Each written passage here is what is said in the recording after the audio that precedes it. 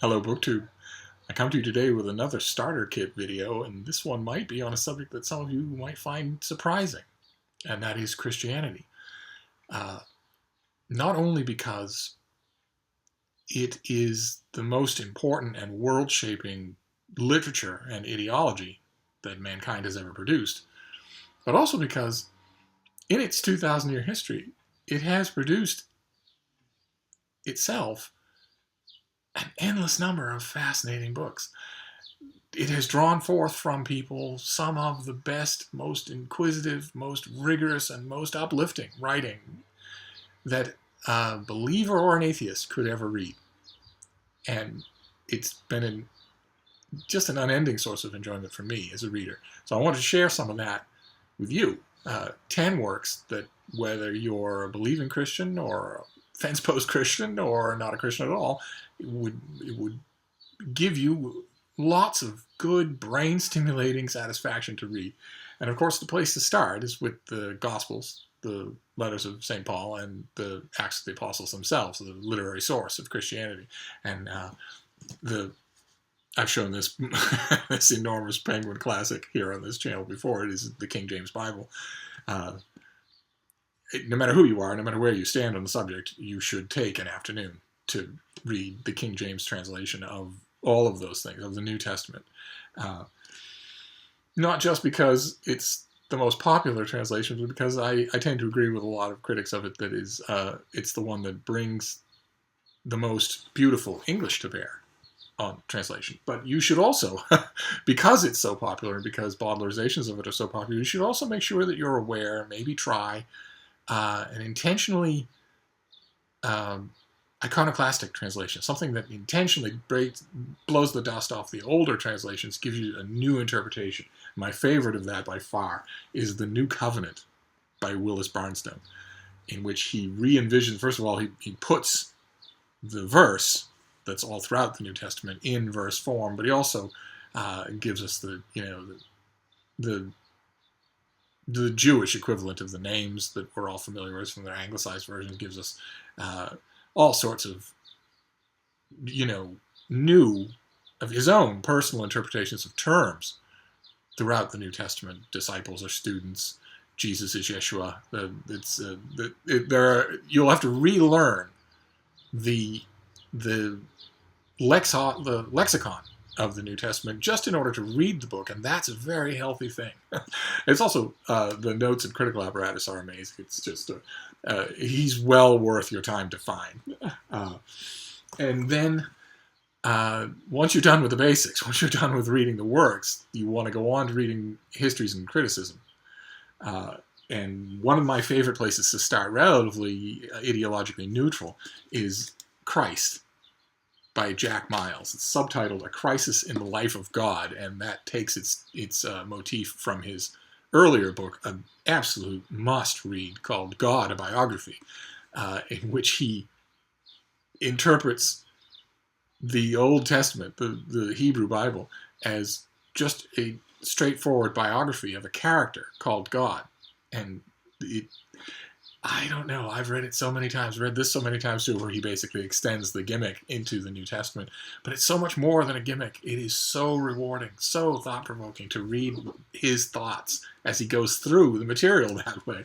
So that would be one place that I would start. Another one, a controversial historian of a kind, Dominic Crossan. This is his book on the birth of Christianity, in which he tries to extend the historical view into the netherworld, the black hole, that exists between the ministry of Jesus Christ and the writing of the Gospels and the very earliest years of Christianity. And I've read, there are all hundreds and hundreds of thousands of books on the subject, but I like this one. Crossan has a wonderful way with words, and he's not afraid to tackle a controversy. So if you don't read his book, The Birth of Christianity, and you decide to read some other book on the birth of Christianity, you're going to see this referenced 100,000 times anyway. You're going to end up back at it. As well you should. If you see it, you should attempt it after you know the New Testament. And then the next two I want to give are, they're both by Father Raymond Brown. The first one is The Birth of the Messiah, which is just a thoroughgoing critical study of the nativity narratives in the New Testament. And the second one, I guess I showed them both at the same time. The second one is an introduction to the New Testament, which could easily come under the chunker category. But just this year, Yale University Press did an abridgment to it, an abridged version of it. You can take my word for it. If you read this, you will not want to read an abridgment. If anything, you'll want it to be longer. And the reason that I recommend Father Brown is not only because his scholarship is first rate and because he goes into such enormous Edward Gibbon level detail about the source material.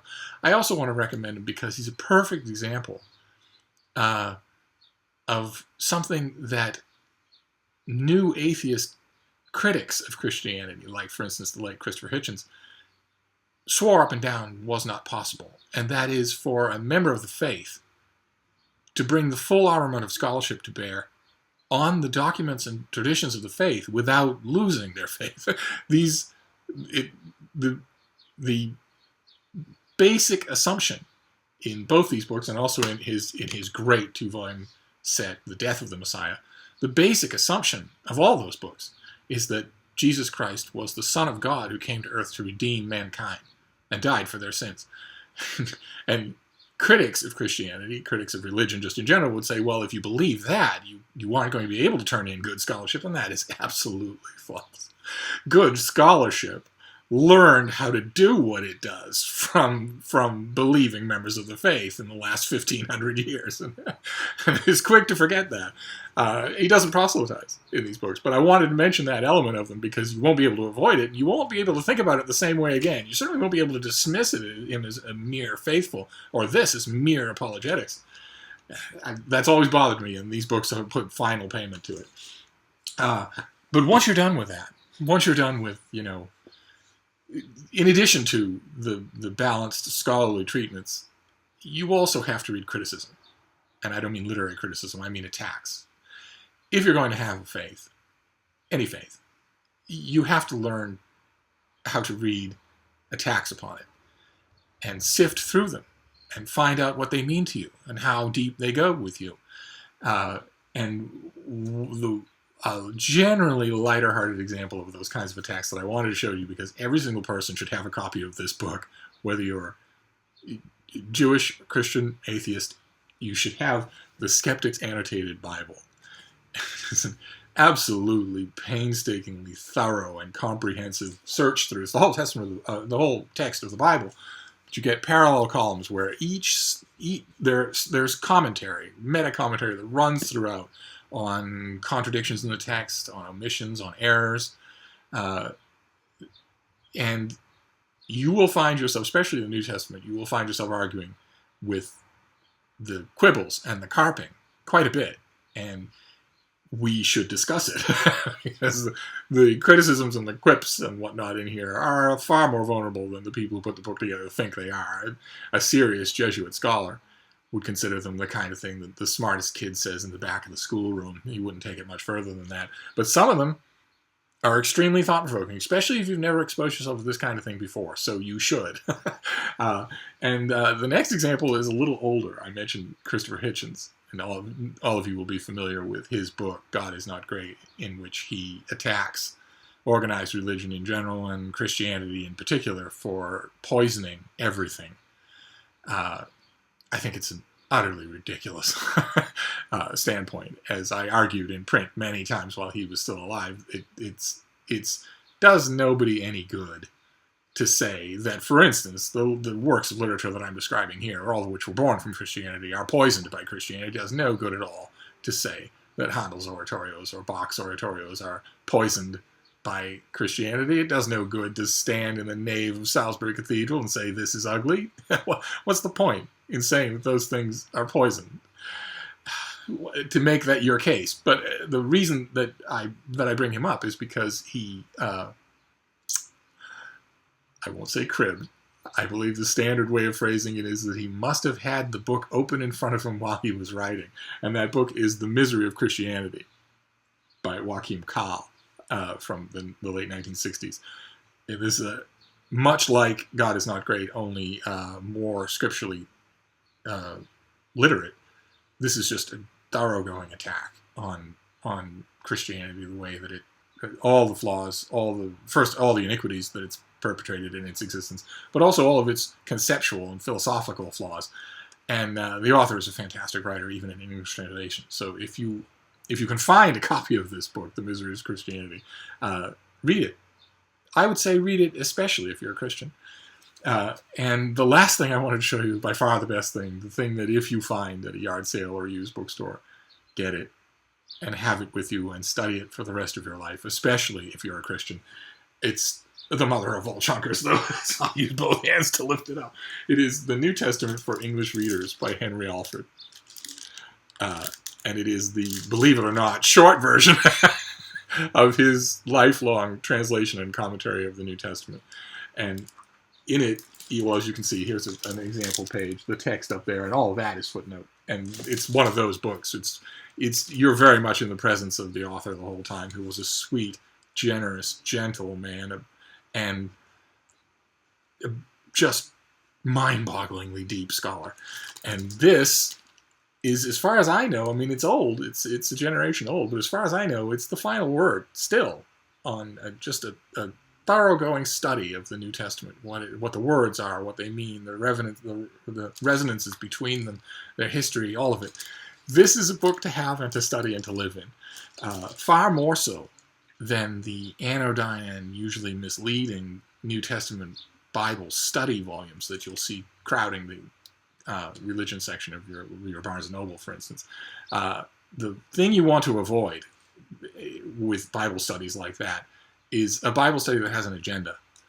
It's one thing to have a book written by Father Raymond Brown who has a belief, but isn't trying to convince you of that belief. It's a very different thing to read a study guide that has an agenda that will cause it to leave things out or misstate things in order to further that agenda. That serves no one. So anyway, I'll hold this up again. New Testament for English readers.